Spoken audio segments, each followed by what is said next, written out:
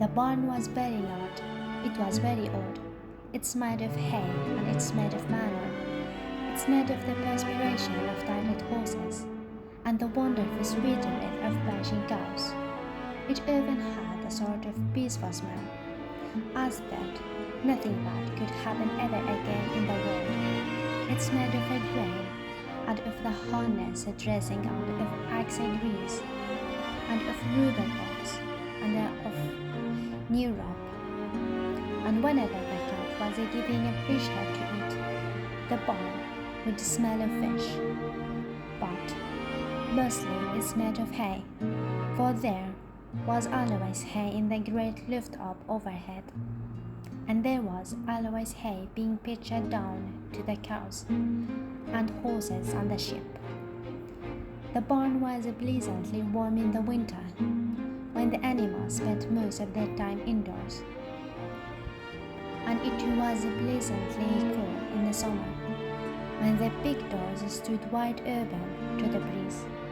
The barn had a store in the main floor for the work horses, tie-ups in the main floor for the cows, a sheepfold down below for the sheep, a pig pen down below for Wilbur, and it was full of all sorts of things that you find in a barns: ladder, grindstone, pitchforks, monkey wrenches, science, lawn mower, snow shovels, axe handles, milk pails, water pots, empty grain sacks, and rusty rat traps.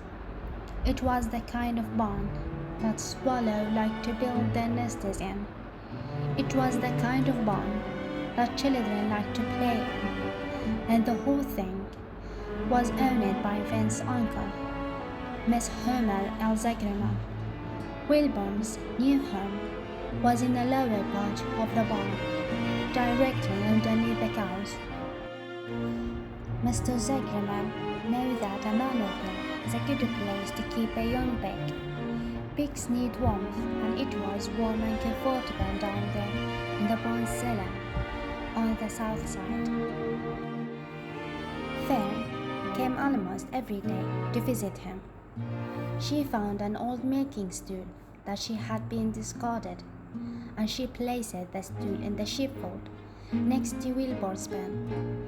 Here she sat quietly during the long afternoons, thinking and listening and watching Wilbur. The sheep soon get to know her and trust her. So did the geese who lived with the sheep. All the animals trusted her. She was so quiet and friendly. Mr. Zagreman did not allow her to take Wilburn out, and he did not allow her to get into the pig pen. But he told Fan that she could sit on the stool and watch Wilburn as long as she wanted to. It made her happy just to be near the pig, and it made Wilburn happy to know that she was sitting there, right outside his pen. But he never had any fun. No walks, no rides, no swims. One afternoon in June, when Wilburn was almost 2 months old, he wandered out into his small yard outside the barn. Fan had not arrived for her usual visit. Wilburn stood in the sun, feeling lonely and bored. There is never anything to do around here, he thought. He walked slowly to his food trough and sniffed to see if anything had been overlooked at lunch. He found a small strip of potato skin and ate it. His back itched, so he leaned against the fence and rubbed against the boards. When he tired of this, he walked indoors, clambered to the top of the manure pile, and sat down. He didn't feel like going to sleep. He didn't feel like digging. He was tired of standing still, tired of lying down. I'm less than 2 months old, and I'm tired of living, he said. He walked out to the yard again. When I'm out here, he said, There's no place to go but in. When I'm indoors, there's no place to go but out in the yard. That's where you are wrong, my friend, said a voice. Wilbur looked through the fence and saw a ghost standing there. You don't have to stay in that dirty little yard, said the ghost, who tied rather fast. One of the boards is loose. Push on it, push on it, and come on out. What? Said Wilbur. Say it slower. At the risk of repeating myself, said the ghost, I suggest that you come on out. It's wonderful out here. Did you say a board was loose? That I did, said the ghost. Wilburn walked up to the fence and saw that the ghost was right. One board was loose. He put his head down, shut his eyes, and pushed. The board gave away. In a minute, he had squeezed through the fence and was standing in the long grass outside his yard. The goose chuckled. How does it feel to be free? She asked. I like it, said Wilburn. That is, I guess I like it. Actually, Wilburn felt queer to be outside his fence, with nothing between him and the big world. Where do you think I would better go? Anywhere you like, said the goose. Go down through the orchard, root up the sod, go down through the garden, dig up the radishes, root up everything. Eat the grass, look for corn, look for earth, run all over, skip and dance, jump and prance, go through the orchard and stroll in the woods. The world is a wonderful place when you are young. I can see that, replied Wilburn. He gave a jump in the air, twirled, ran a few steps, stopped, looked all around, sniffed the smell of afternoon, and then set off walking down through the orchard, pausing in the shade of an apple tree. He put his strong snout into the ground and began pushing, digging and rooting. He felt very happy. He had plowed up quite a piece of ground before anyone noticed him. Mrs. Zagreman was the first to see him. She saw him from the kitchen window, and she immediately shouted for the man. Homer, she cried, pigs out, larvae, pigs out, Homer, larvae, pigs out, he's down there under the apple tree. Now the trouble starts, thought Wilburn. Now I will catch it. The ghost hid the racket and she, too, started hurrying. Run, run, run downhill. Make for the woods.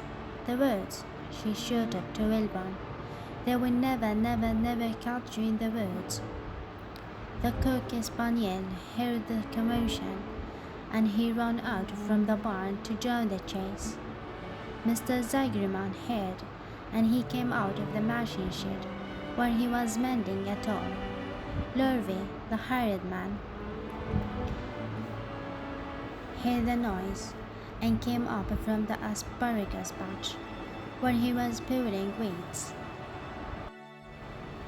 Everybody walks toward Wilburn, and Wilburn didn't know what to do.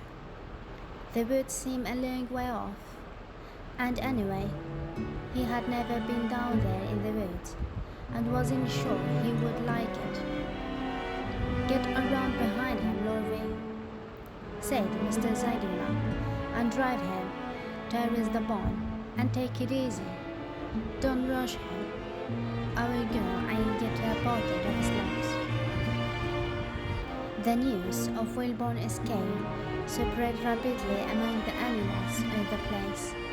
Whenever any creature broke loose on Zagreman's farm, The event was a great interest to the others. The girls shouted to the nearest cow that Wilbon was free, and soon other cows knew. Then one of the cows told one of the sheep, and soon all the sheep knew. The lambs learned about it from their mothers. The horses in the stalls in the barn pricked up their ears when they heard the girls hollering, and soon the horses had a grip on to what was happening. Wilbon's out, they said. Every animal stared and lifted its head and became excited to know what that one of his friends had got free and was no longer bound up or tied fast. Wilbon didn't know what to do or which way to run. It seems as though everybody was after him. If this is what it is like to be free, he thought, I believe I'd rather be bound up in my own yard. The Cocker Spaniel was sneaking up on him from one side. Lurvy, the highwayman, was sneaking up on him from the other side. Mrs. Zagrina stood ready to head him off if he started for the garden, and now Mr. Zagrina was coming down toward him, carrying a pail. This is really awful, thought Wilbon. Why doesn't Finn come? He began to cry. The girls took command and began to give orders. Don't just stand there, Wilbon. Dodge about, cried the girls. Skip around, round toward me. Slip in and out, in and out, in and out. Make for the woods. Twist and turn. The Cocker Spaniel sprang for Wilbon's hind leg. Wilbon jumped and ran. Lurvy reached out and grabbed. Mrs. Zagrina screamed at Lurvy. The girls cheered for Wilbon. Wilbon dodged between Lurvy's legs. Lurvy missed Wilbon and grabbed the spaniel instead. Nicely done, cried the girls. Try it again. Run downhill, suggested the cows. Run toward me, yelled the gander. Run up here, cried the sheep. Turn and twist, hungered the girls. Jump and dump, said the rooster. Look out for Lurvy, called the cows. Look out for Zagerman, yelled the gander. Watch out for the dog, cried the sheep. Listen to me, screamed the girls. Poor Wilbon was dazed and frightened by this hullabaloo. He didn't like being the center of all this fuss.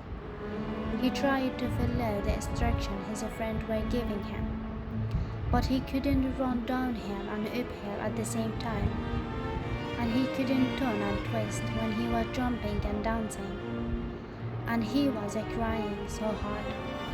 He could barely see anything that was happening.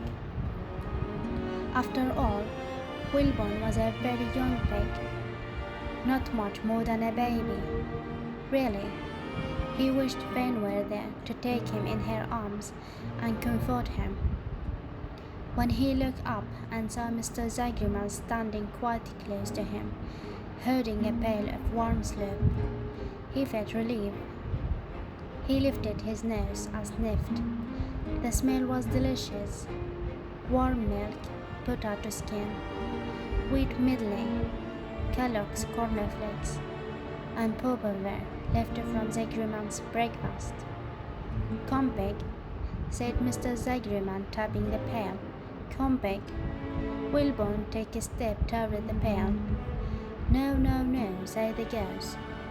It is the old Patrick. Wilbon, don't fall for it. He's trying to lure you back into captivity. He's appealing to your stomach. Wilbon didn't care. The food smelled appetizing.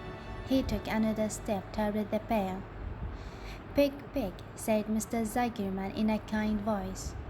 and began walking slowly toward the barnyard, looking all about him uncertainly, as if he didn't know that a little white pig was following along behind him. "You will be sorry, sorry, sorry," told the ghost. Wilbon didn't care. He kept walking toward the pair of slopes. "You will miss your freedom," hinted the ghost. "An hour of freedom is worth a bar of slopes." Wilbon didn't care. When Mr. Zeitgeman reached the pig pen, he climbed over the fence and poured the slops into the trough. Then he pulled the loose board away from fence, so that there was a wide hole for Wilbon to walk through. Reconsider, reconsider," cried the ghost. Wilbon paid no attention. He stepped through the fence into his yard. He walked to the trough and took a long drink of slops, soaking in the milk, hungrily and chewing the pulp of it.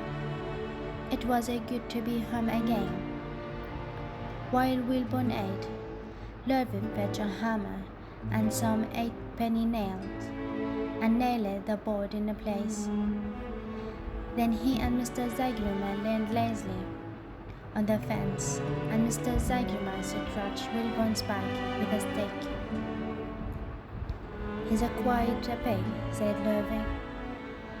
"Yes, he will make a good pig," said Mr. Zeiglerman. Wilbon heard the words of a price. He felt the warm milk inside his stomach. He felt the pleasant rubbing of the stick along his itchy back. He felt peaceful and happy and sleepy. This had been tiring afternoon. It was still only about 4 o'clock, but Wilbon was ready for bed. "I'm really too young to go out into the world alone," he thought as he lay down.